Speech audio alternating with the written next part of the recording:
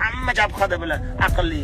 Din tomonlama ham oilaviy mojarolarda ham itor qo'yishadi. Er-xotin kiyimlarini ham, kachok, muskul tashvishni ham unaqa tushuntirib qo'ya oladi. Chempion bo'lmoqchi bo'lsangiz, chempioncha maslahat beradi. Millioner bo'lmoqchi bo'lsangiz, millionercha maslahat berishadi.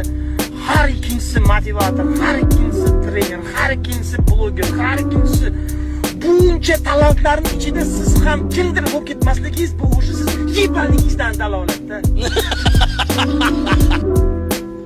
Shuncha aqllilar har kuni millionlab ma'lumotlar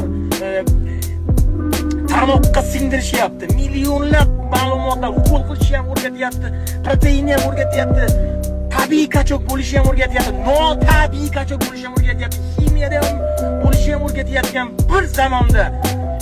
Hozir shunchalik ma'lumot ko'pki, er-xotin urushib qolishi ham iloji yo'q-da. Ering bilan urushib qolsang bu yoqda ayollar psixologi maslahat beradi, ayoling bilan urushib qolsang erkaklar psixologi maslahat beradi. Hozirgi zamonda faqat yashab berish kerak. Urushib qolsang psixologlar yarashtirib qo'yadi. Nikohing buzilib ketsa, Instagram to'la masjiddagi domlalar ular nikohingni o'qib qo'yadi.